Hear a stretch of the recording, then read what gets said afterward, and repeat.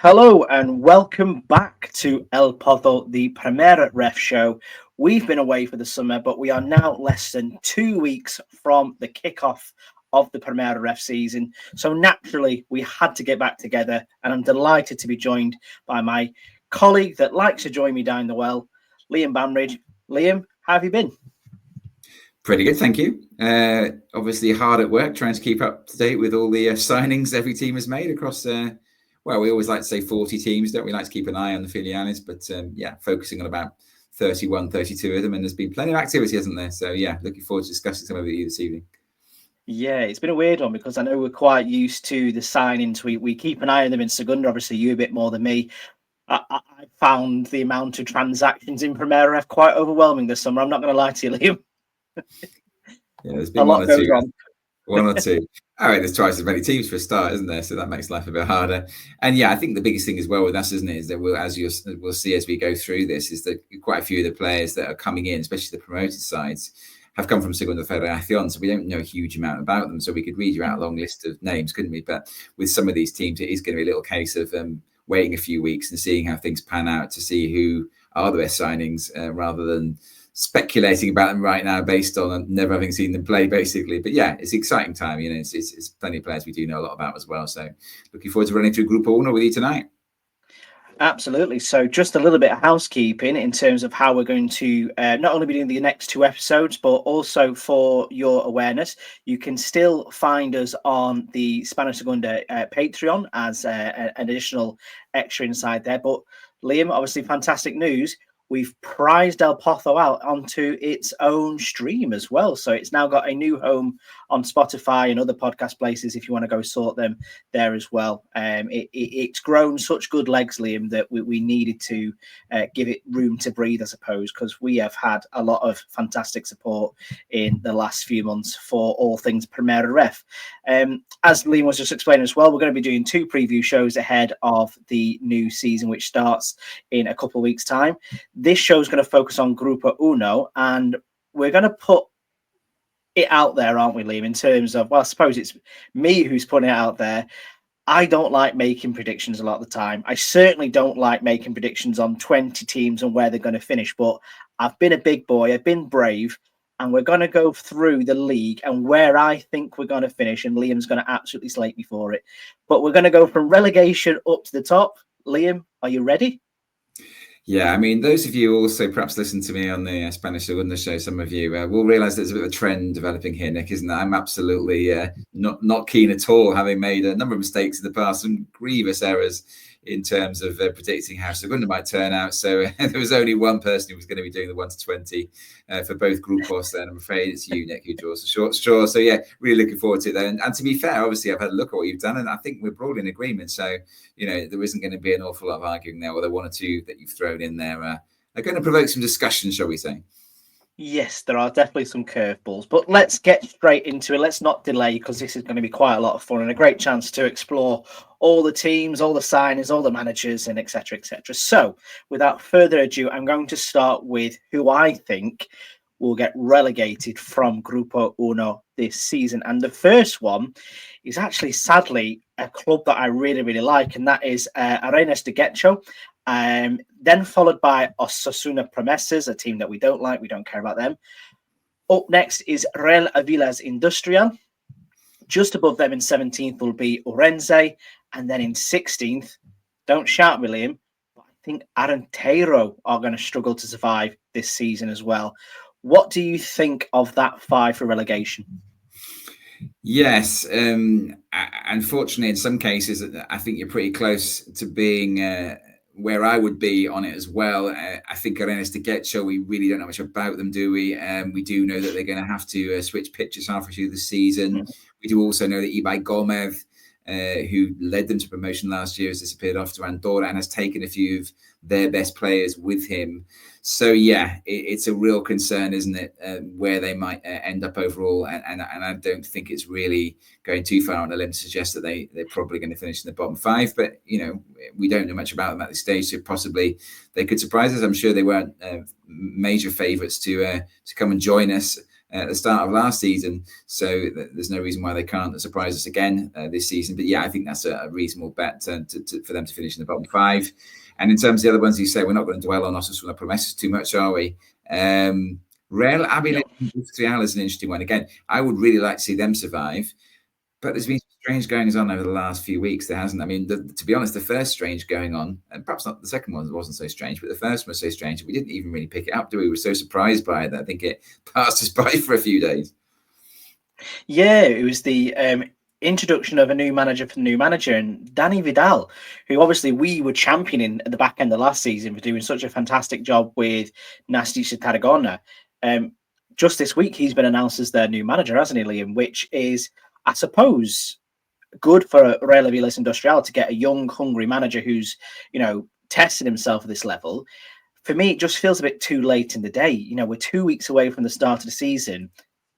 A lot of other clubs have had a full pre-season to work with their players when they have changed the manager. It's a bit of an odd one, isn't it?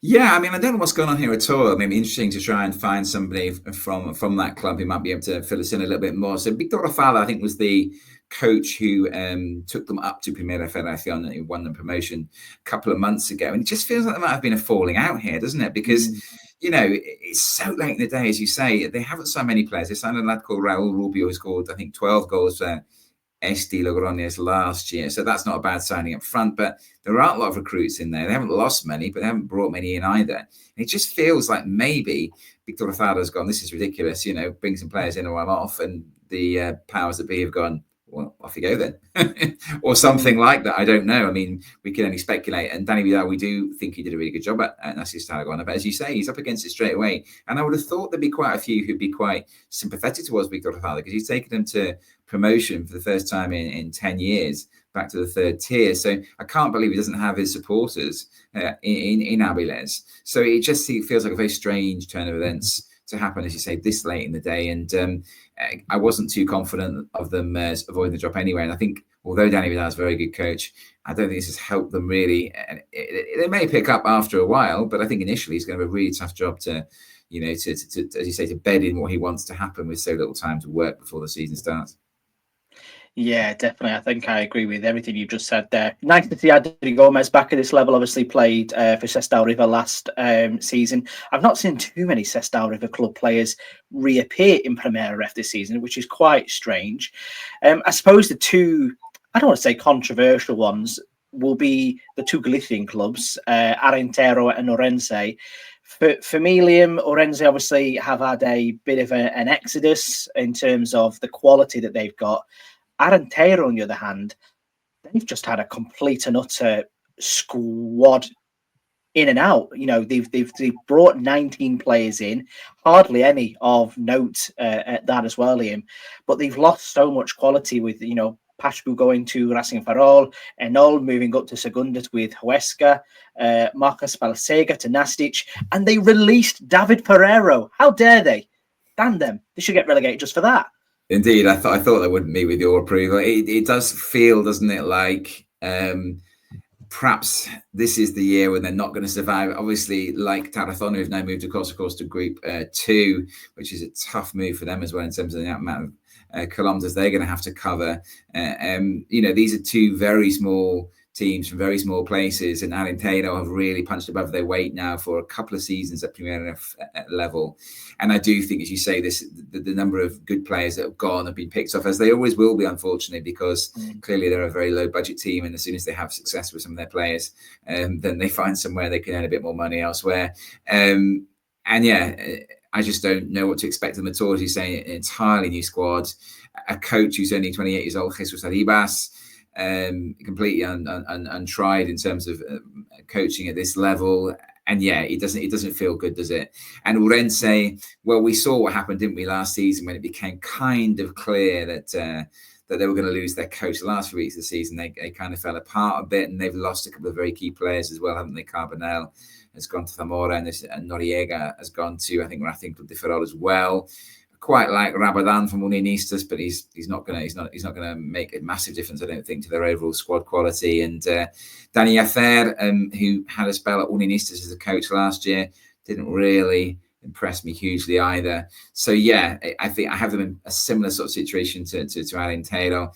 Both these sides, as you say, have done well in recent seasons, especially Orense last season, obviously to stay up, having been promoted. But I can see them both finishing bottom 5 as well, I'm afraid.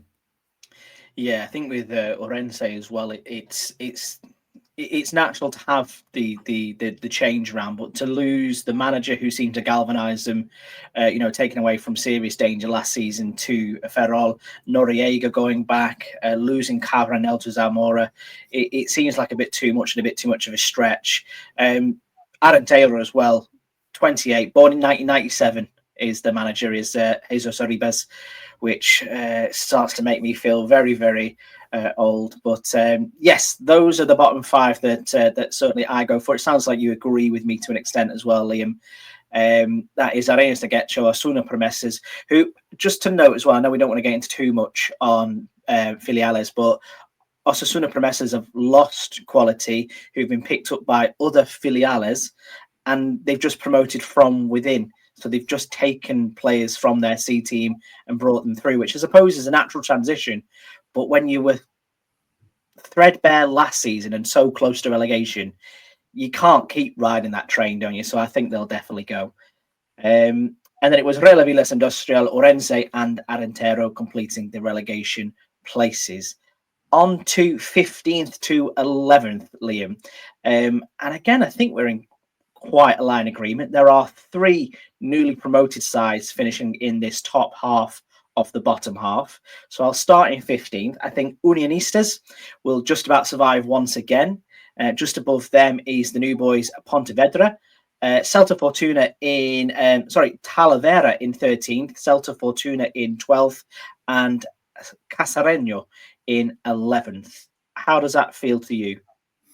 Yeah, I do quite like that. I think that, as we said right at the start of the show, the issues here with the promoted clubs, certainly Casareño and Talavera, don't really know an awful lot about their recruitment. Again, they recruit a lot of players on the whole from Segunda Federación. I think Talavera got a few more players in from Primera Federación last year. Sergio Molina was up, Hércules, Montero, I think, was at Intercity. Casareño, I mean, amongst these 5, we've got some players from our beloved the Clan Deportivo, haven't we? Ivan Martina, the keeper, for Casareño. Unionistas have picked up Vitor Melo and also Juanje from Clan Deportivo. So, yeah, there are players in these 5 teams that have played in Primera Federación last year. And, of course, the Unionistas squad, some of those as well will have done so. But, yeah, Oriol Riera, the new coach at Unionistas, done very well at Estepona. Took the playoffs in Segunda Ref. So, a decent appointment there, but we'll see what happens at Unionistas. I really hope they finish higher than you're predicting. Pontevedra, I get a feeling there's not been a lot of investment there, and they brought in Ruben Dominguez, who was at Orense, didn't do amazingly there. And the previous coach left, and I think it was Iago Iglesias left. And he just felt like after he got promoted, he just felt like maybe he's not really sure that they're going to back him, because you wouldn't usually choose to leave a club that you just got promoted, would you? So, yeah, I think overall these 5, and Celta Fortuna, I think they might finish a little bit higher. But, again, I haven't really studied their ins and outs too carefully. So I'll go along with 12th if that's what you think. Yeah, I think with Celta Fortuna, it's more of the players that they've managed to move out, or that have been picked up by other teams as well, which tends to be the case for the filiales. I think with Pontevedra as well, it's a matter of, in theory, I've put them to finish quite low because, as you said, the narrative would suggest that they're not doing enough to stay at this level, and obviously losing, the influence of D'Alisson, who's obviously gone up to the Spanish Segunda with Cordoba, and not really replacing them with anything of note. You lose a D'Alisson, but you bring in a Pablo Hervias, and he did all right for Amorbieta last season. But let's not forget, he's an aging player who got relegated, so it's not really a like for like. And Ruben Dominguez, for me, again, another young manager with something to prove, but he already showed last season with his Orense side that he maybe just wasn't up to the task in Primera, and maybe it was a bit of a stretch too far. So it is going to be really, really, really interesting. one I would player say I'd amongst those teams, there's apart from Delta Fortuna for obvious reasons, I'd like to go to all four of those places next season, wouldn't you, Nick? I've still not made it. I've been to Salamanca many times without going to Unionistas, stayed there many times, but many of those were before Unionistas even existed, so that's why I haven't been to see them yet. Cacereño and Talavera, looking at those fan bases and the excitement that those two teams are creating with their promotions in their respective cities, that looks absolutely great. And Pontevedra as well, passed through it this summer, but didn't obviously get to see any football and didn't actually see much of it at all myself. Anyway, I think it was on a train, actually. It wasn't even driving. So, yeah, these are places that we would love to go. And obviously any teams that come up, we're really hopeful that they do well, aren't we? Because we don't want the idea, we don't want teams to feel like it's too much of a stretch to cope with the acclimatization to Primera RFEF. We don't want to see the teams coming up and going straight back down again. We're really tipped a couple of them to go straight back down again. So let's hope some of these survive and perhaps push a little bit higher than we're predicting to finish at the moment. Yeah, and I think Talavera as well should get at least 9 points head start for their kit this season. I don't know if you've seen it, Liam. It's like a beautiful tapestry with blue and white. And, if it was a Malaga kit, I'd be spending hundreds of euros on it. It's an absolute stunner. And I think even the Cacereño kit as well, there's a lot of teams that have green, but not this kind of green mixed in with the gold elements as well. It's a really beautiful style. But yeah, I'm with you. I'd love to go to all of these places. I can't claim to know too much about Talavera, for example, but the Estadio del Prado just looks like a great stadium. Just looks like a great place to go and watch football. Absolutely. One of the big questions amongst these 5 teams as well, I don't know. I mean, I've seen the pictures of him being introduced. Will Ruben Sanchidrian, who's been signed by Cacereño from Numancia, will he still have that tremendous tash when the season kicks off? As you might have listened to the Spanish Segunda this week will know that I've commented on a referee's very poor tash in the Granada versus Deportivo game. Ruben Sanchidrian needs to give him some lessons. What a tremendous moustache that is. And let's hope he sports it throughout the season and it brings Cacereño some good luck. Yes, it is it is spectacular. And I suppose what we can say about, these sides and some of the sides as well that are in what we've put in the relegation zone is they are bringing talent through with them from the Segunda Ref. So obviously Numancia was a very strong side in the Segunda Ref last season, but fell at the playoff hurdle. Same for the likes of San Andreu in the league in Catalan. So again, I suppose it is good that we don't know too much about them and they're unknown, but it's good that, again, the pyramid is working in that favour to bring them in charge. It's just Primera RF is getting stronger to that effect where we're getting this blend of the quality that's built within the league and also what is getting promoted inside it as well. Yeah, well, that's always going to happen, wasn't it? When they went from 4 to 2 divisions, you're going to get a sort of distillation, aren't you, of the best players? And because there's half as many teams, and before we had a lot of teams that probably were more Segunda Federación teams that were playing in Primera Federación or the Segunda B system as it was.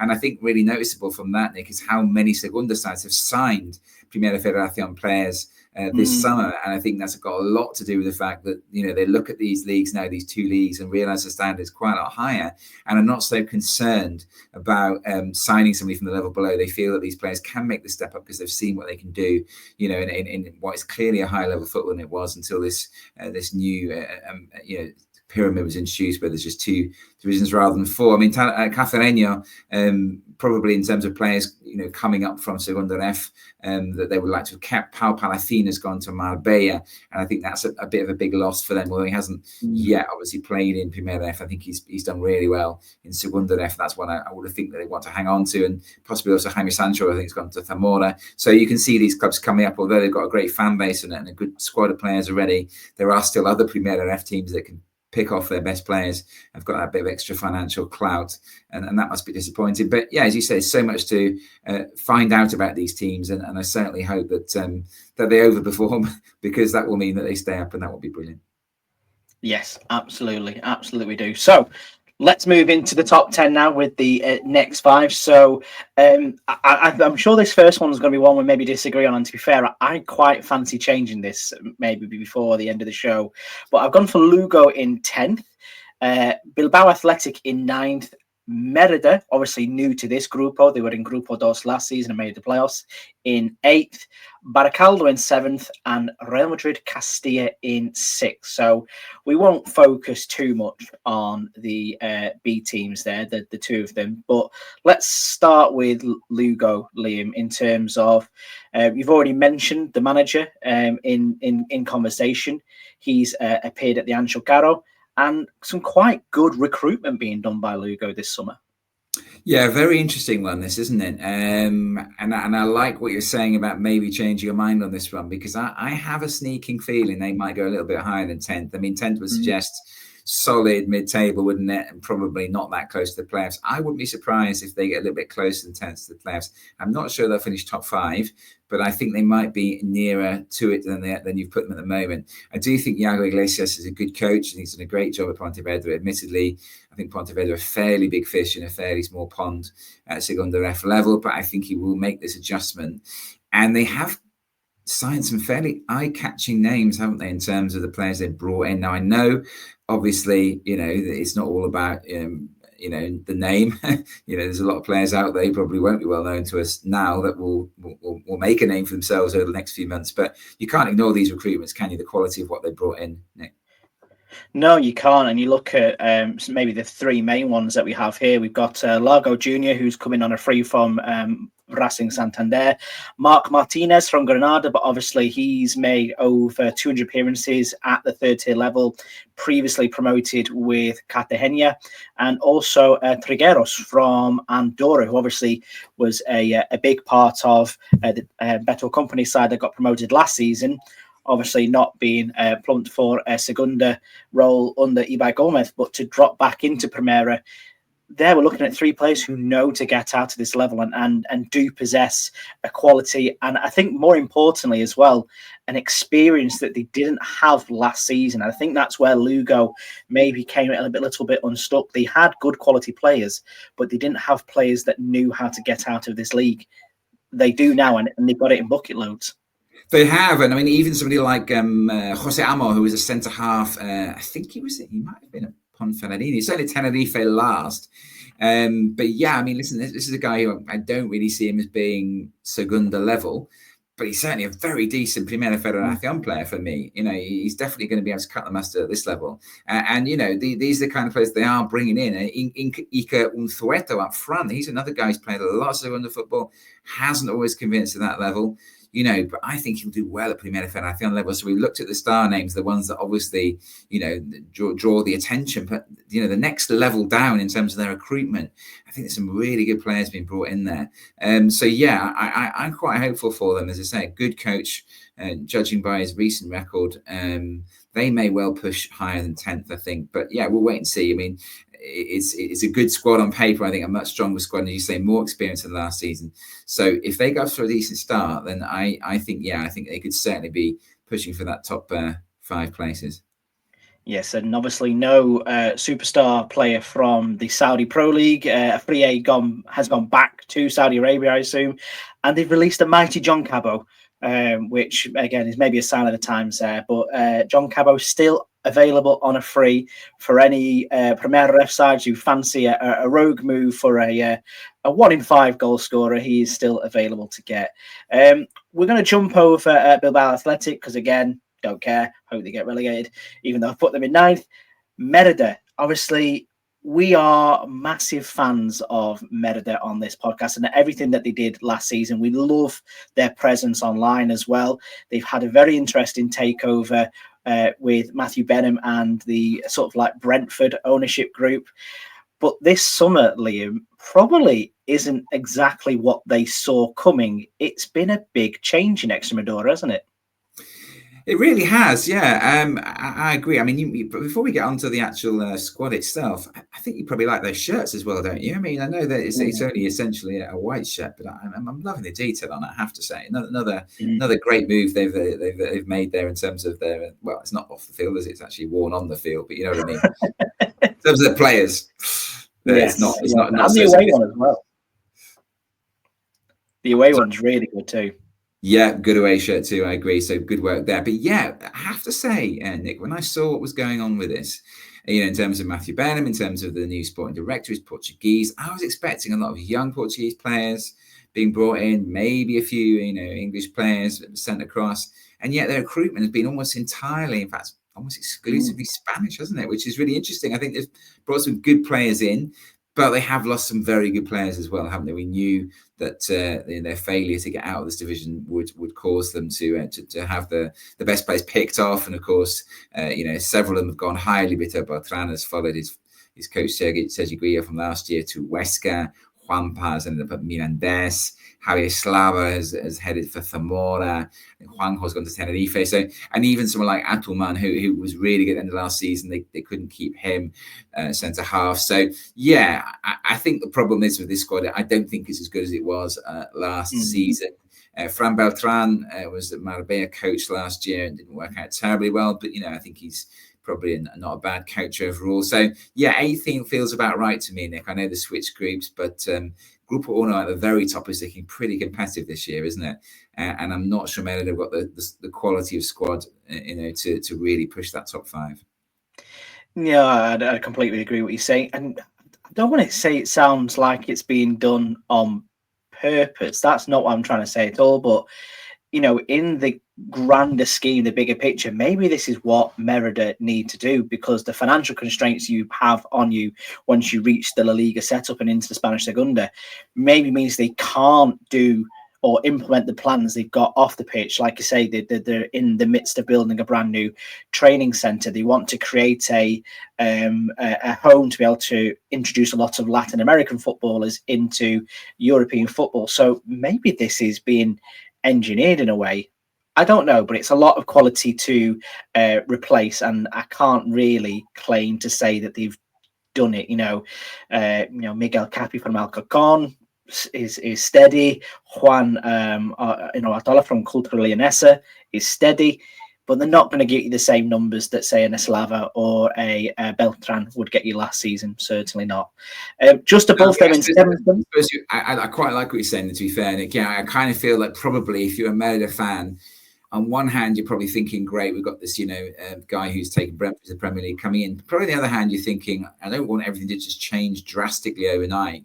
I don't want a load of, young Portuguese players and young English players coming in, so maybe, as you say, sensible to keep it, fairly Spanish for the moment and just integrate that whole plan to change things a little bit more steadily rather than just completely, getting rid of the whole squad. They've kept Don Thel, of course, have that trio of ex-players. He stayed, and he's a very good player, and that's almost like a new signing, the fact they managed to hang on to him. So that's great.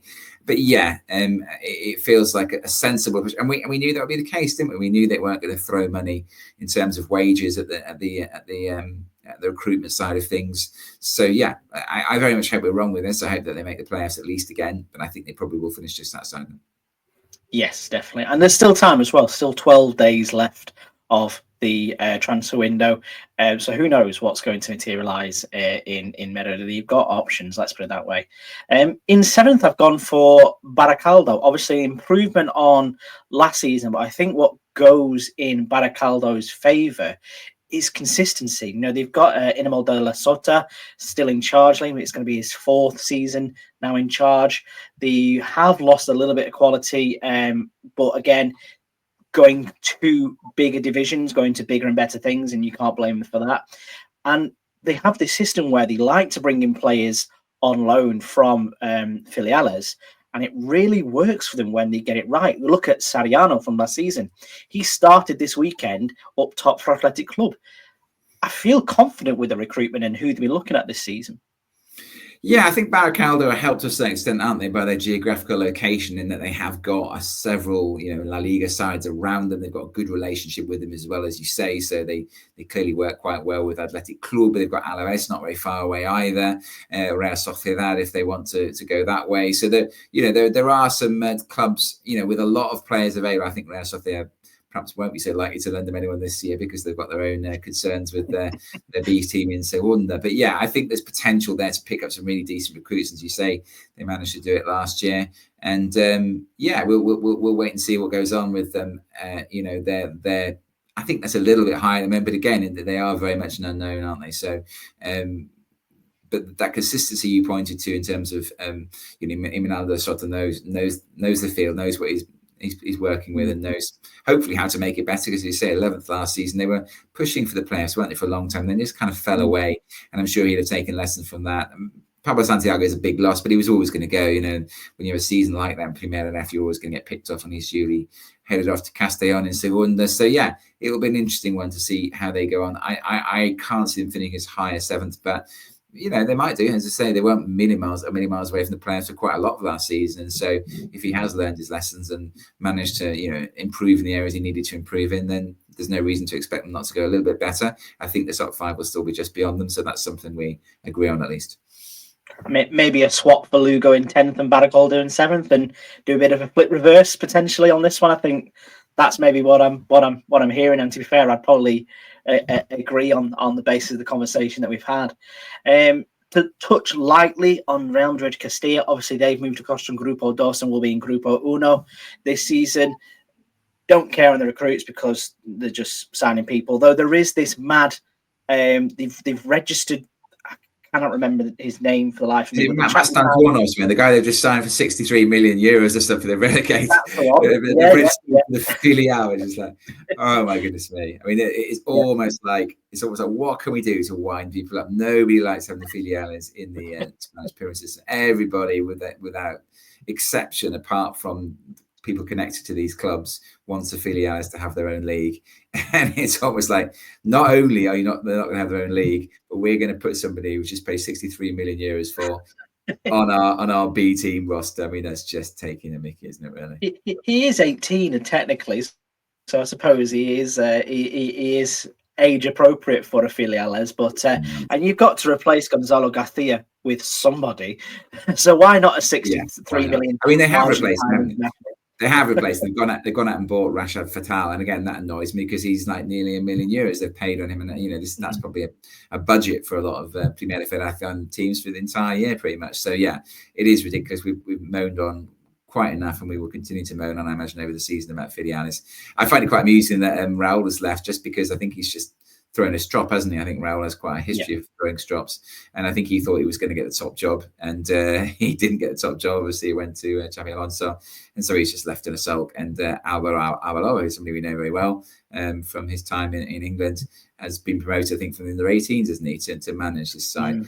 They've got a good chance. I think, unfortunately, 6 is probably about right, and I very much hope that they miss out on the last day of the season by 1 goal or something. But it wouldn't surprise me hugely if they ended up making it in the top 5, but I very much hope they don't, of course. Well, imagine, Liam, and we'll move on to the top 5 now. Imagine if they lost out on 5th on the head-to-head to Club Deportivo Guadalajara. That is my 5th place choice, and I would love that story. I would love it. Just to complete the rest of the top 5, we've got Ponferradina in 4th, Zamora in 3rd, Racing Club de Ferrol in 2nd, and Tenerife in 1st. But I suppose the clickbait, as we'll call it, is Guadalajara finishing 5th. And it sounds roguely, but I'm all for it. They've managed to keep the core of the squad together. They had clearly a very talented team for Segunda Ref level. They achieved promotion well in advance of everybody else. They've managed to keep that. They've strengthened with Samu Mayo from Pontevedra. And yeah, they just seem fun, and they play in wonderful purple kits. This is a thing. I'm not at all convinced by this clickbait prediction, but they play in purple, Nick. I mean, how could I not be behind that? My favourite colour of shirt out there, and it's a lovely purple shirt as well. Not a pale purple, is it? It's a proper deep purple. It's fantastic. Yeah, listen, every year somebody surprises us, don't they? We didn't expect Ourense to finish anything anywhere near that close to the playoffs last year in Grupo Uno. There will be a wild card somewhere out there. I would love it to be Guadalajara. I'm not sure that they've got an awful lot more claim to be that wild card than, for instance, Cacereño or Talavera, although they have, as you say, had pretty much everybody. But they are, a small budget team, and they are obviously at this level, for the first time in a while. So I think it's unlikely, but I would love to be proven incorrect in that term, because it is a team that has got that solidity of having a group of unified players. If they can make the step up as a group, then yeah, they're going to have a good season. But 5th is asking an awful lot of them in this particular division, I think. It will, but we will keep an eye on that one. That I think that is my rogue bet for this season. Ponferradina, naturally, they've made the playoffs the last 2 seasons in a row after suffering relegation from the Spanish Segunda. Javi Reyes obviously moved on to Cartagena, who is in the other Grupos, but they've brought in a man who does know how to get out of this league in the form of Fernando Estevez, formerly of Eldense. Yeah, they've not really done too much to tell me that, you know, they're going to be not as far off as they were last season, maybe just a couple of steps back. Yeah, again, I'd like to be proven wrong on this, but I feel like it's kind of a little bit about reputation here. The reputation of Ponferradina always being there or thereabouts. I think Ferres is a very good coach, did a brilliant job at Eldense. But when you look at the list of departures here, I mean, they've lost nearly all their defence. I mean, they've lost Carica, Ramon, Lancho, Sevilla, and in many cases, not their fault. Of course, Carica's gone on to Andorra, so he's had to move up. Sevilla has presumably been offered a very nice contract in India, of all places, and has left there. And then you look further forward, they've lost Álvaro Bustos, Lozano's gone, Duey, who I didn't really like at Eldense at all, but it was solid for Ponfe last season. He's gone as well. I think he's gone to Castellón again. He's gone back up to Segunda. And of course, Alex Costa, who's gone to Atlético Sevilla in the same level, but they've paid money for him. So they got some money in for him. And of course, probably the biggest loss of all, arguably, is Yeray Carvanzon, who has gone back to Racing de Santander. He was only on loan in Ponfe. So Sergio Benito, decent forward, brought in from Real Union, hardworking. Pau Ferrer, we didn't see much of last season because he was mostly used as a sub. But I think he'll have much more of a part to play this season. But this does worry me, Nick, looking at this squad. I feel like it's not as strong as it was last season. And as we always say, if you don't strengthen, then you tend to go backwards. And I feel like they haven't strengthened. Their squad is not better, and therefore they probably will go backwards. So I do worry about them making the top 5, obviously.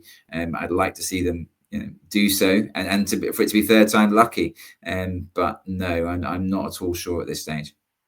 Yeah, they were so close last season as well, when they literally lost out by a goal on the head-to-head to Cultural Leonesa of all the sides in all the world. They had to lose out to, would have been them, and then that heartbreak against Andorra at El Torrelín.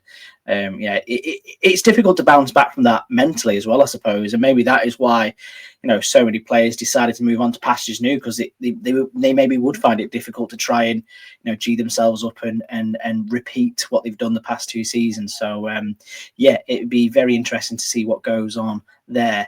Third place is a very interesting one, because again, if you'd have asked me or you at the start of the summer, Liam, would Zamora go on a spending spree to bring in some of the league's top talent? Would you have assumed it would have been Zamora, or would you have thought it would have been someone else that would have done this?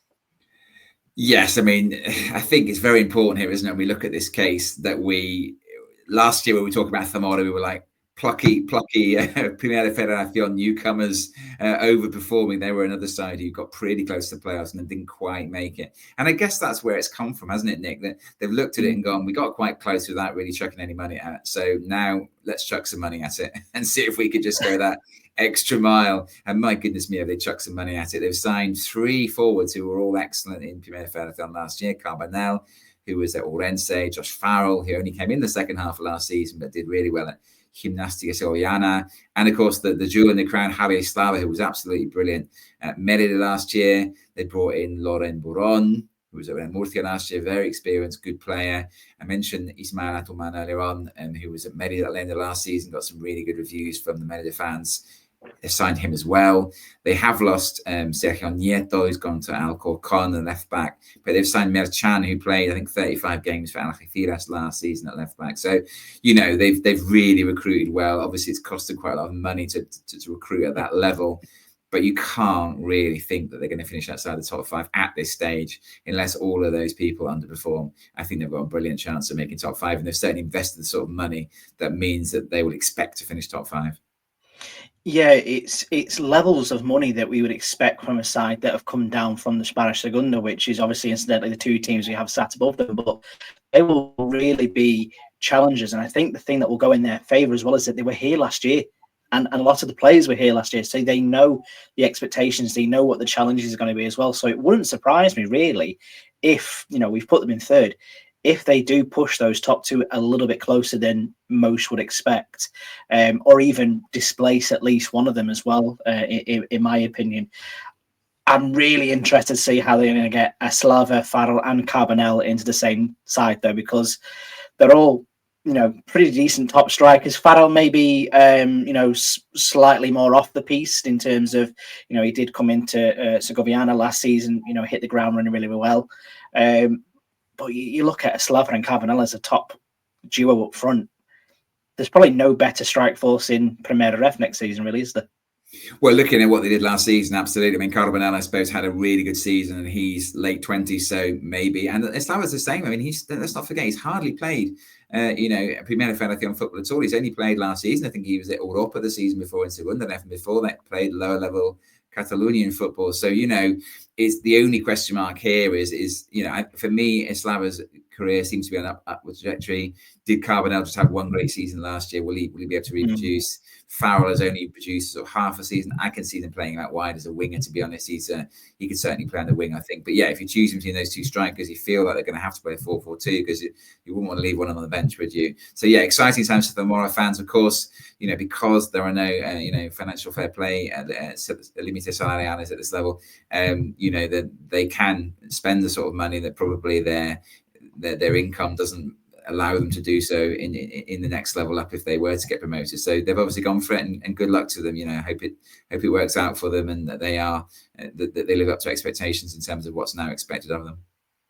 Yes, absolutely. So moving into the top two, I've got Tenerife pipping Racing Club de Ferrol to the automatic spot here, but both of these sides have strengthened quite well for the challenges that lay ahead, and naturally they would. I think the biggest challenge for any club that comes down from Segundo is the exodus that they suffer from. Obviously, players, see themselves as, not that Primera RFEF is beneath them, but they want to carry on challenge themselves at a higher level. So, for example, Racing Ferrol have lost 22 players from the first team last year, including the likes of, Eneko Jauregui, who's gone to Malaga. You've got, Alexa Puric, who's gone to Atlético Madrileño. But they've brought in some top quality players, haven't they, Liam? They absolutely have. And to be perfectly honest, those of you who watched Racing Club de Ferrol regularly last season will feel that probably they could do with losing all 22 of those players. There were one or two notable exceptions. And the only one probably they'd wanted to keep would be Puric, and they got nearly €1 million for him from Atlético Madrileño. So, that was a clearing of the decks was required. It's happened. And as you say, some of the recruits they brought in, Anton Escobar did very well, even though mostly on the bench last season for Cultural Leonesa, scored quite a few goals. They brought in 3 players from Gimnàstic de Tarragona, Miguel Leal, and they've got Estilia and David Concha. Those are all decent, solid players. At Gimnàstic, I think they'll do well. For, I think, Club de Ferrol, Álvaro Peña, even the keeper, Mikel Pereira, decent signing from Racing, done all right for them in the past. Jairo Noriega was very good last season at Orense, I think, wasn't he? So, I like their recruitment. I think, obviously, Pablo Lopez knows his way around the club. He's been there before as a scout, I think. And so the only question mark perhaps would be, can he do it in a slightly bigger, arena than at Orense, because there will be expectations. But it's not, it's not a massive cauldron of expectation there. I don't think. It's not like I think Club de Ferrol is slipping into Primera RFEF for the first time in 30 years or anything. They had a couple of seasons in Segunda, but they've been in the third tier of Spanish football much more in the last 20 years. So yeah, it looks very promising for them. I have to say, I don't think they're going to have as poor a season as they had last year, but that would really take some effort as well to be that bad. So yeah, for me, they're definitely going to be top 5. And I think they'll be right up there challenging who we think are going to win it, which is Tenerife. Yeah, it's hard to look past Tenerife in terms of just the sheer size of the club. But we know that at this level, big doesn't mean success. We've seen Malaga, Deportivo La Coruña, Real Murcia, drop into this league and struggle to go out of it, not finishing top. So it'd be interesting to see, as you've just mentioned, Racing Club de Ferrol probably don't have the same pressures that a Tenerife have, and how they will handle it. On paper, though, keeping the manager, Alvaro Cervera, who, almost saved them last season, if I remember rightly. I think they went quite close to pulling off the impossible, considering how far they were marooned from safety. But also some of the players they've signed, Liam, arguably you could have said a few of them would have done a good job in Segunda for a few sides last season or this season. Absolutely. So, I mean, I've often talked about Marc Mateo. He's getting on a bit now. He was at Eldense last season, but I think he's an excellent left-sided player. Whether you want to play him at fullback or you want to play him, midfield, takes an amazing set piece. Jesus de Miguel, interesting one because he was brilliant at Castellón in Primera Federación.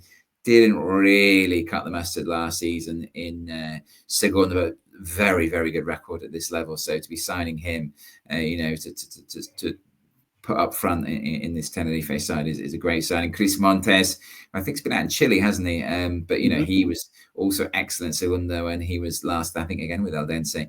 And Juanjo Merida is a good signing as well. So yeah, and they've obviously, as you said, with Racing Club de Ferrol, they've lost most of their established players in the likes of Melo and Luis Cruz have all left, but they knew that was going to happen. I think they weren't that close to surviving in the end. He had a really good initial impact, Tevera, but it soon became clear that it was too much of a too steep a hill to climb, and they finished quite way off it at the end, I think. And the point of that making with that is that they probably already thinking we're going to lose this and this, and so they were already thinking. And Tevera said he'd stay, so they've had time to get ready for this and get accustomed to the fact they're going to lose most of their better players from last season. Diarra as well, of course, has gone. So yeah, they've recruited really well for me. They've got a very good coach, and the only thing holding them back, as you said, is perhaps the pressure of expectation, the belief that they should go straight back up again, because it's been a while since they've been at this level. And as you say, if they think that, if they assume it's going to be a done deal before they even get going, then they could have a nasty shock as some other teams have had in the past. But I think Tevera's pretty good at keeping players' feet on the ground, and I think he'll have them grounded and ready for the challenges ahead. Yeah, and it feels like it might be one where he's working against the tide ever so slightly, because I think the only other factor I might take into it, or certainly what I've been reading and interpreting from the Tenerife fan base, is the off-the-field issues that they seem to be suffering from at the moment. It seems like they seem to be pulling back around again, but there's always that distraction there for them, isn't there, where, that can easily derail anybody's season. I think it certainly did for Tenerife last year. It's just whether they can keep the off-field antics outside the Helidoro and focus on the football pitch and just let Alvaro do his job and let the players do the talking. And I tell you what, like you say, the starting 11 for Tenerife in the first game in a couple of weeks' time, again, you would argue that it would, potentially be quite competitive towards the bottom end of Spanish Segunda. So it'd be interesting to see how they get on here too. So I think we've maybe got a consensus there, Liam. I don't think there was too many disagreements, maybe some around the positioning, but I think we've got an overall good idea of what's happening in Grupo Uno next season. I think so, yeah. And now we sit back and wait for the egg to congeal on our faces, don't we, I suppose? Yes, but yeah, exactly. It's always the case, isn't it? You put yourself out there, in mid-August, and you haven't watched any football. You've seen plenty last season, but you haven't seen any this season, and there's so many changes, you say, bewildering numbers of squad adjustments over the summer months. And so, yeah, it's all a bit of guesswork, but it's all a bit of fun, isn't it? And we're quite happy to be proved wrong in any number of cases. Just exciting to have the opportunity to research all this and to see where we're at with it, and see how it works out for us come next May. Yeah, and I think one thing you mentioned to me at the beginning of just before we started recording was for Grupo Uno in particular is this adoption of it. Is it a €15 away ticket, which again hasn't really happened in Spanish football before, but a large portion of the clubs in Grupo Uno have embraced this kind of like a 20s plenty, isn't it? But with €15 for an away ticket. Yeah, I think that's brilliant. I think last time I'd heard, one of the clubs that hadn't was Real Madrid Castilla. What a surprise that is. But yeah, I think it's a really good idea. Obviously, the distances involved are enormous in Spain, in many cases, Tenerife especially. But, it's anything like that encourages fans to travel. We've always said that away support in Spain is good, but it doesn't have quite the same tradition attached to it as it does in the UK. And therefore, you need to give people a little bit of a push, don't you? And certainly an economic advantage to making a long journey. i.e. the fact you don't have to pay too much for the ticket to actually get in, might help, mightn't it? So that's great news. And as you say, there's some journeys out there that are just not going to be taken on by a lot of people, but there are others that are quite doable, that with that carrot of only paying 15 euros to get in, I think will really help to bolster a few, away attendances, which is obviously great for the league. Absolutely. Well, just to quickly wrap up then, I'll just give you a quick run through of our predictions again. So finishing top, we've got Tenerife, Racing Club de Ferrol, Zamora, Ponferradina and Guadalajara completing the playoffs. Through from 6th to 15th, we've got Castilla, Baracaldo, Merida, Bilbao Athletic, Lugo, Casareño, Celta Fortuna, Talavera, Pontevedra and Unionistas. And then in those dreaded 5 relegation places. This has been the difficulty, Liam. It's introduction of 14 brand new teams to the league has been quite interesting to get a grips onto.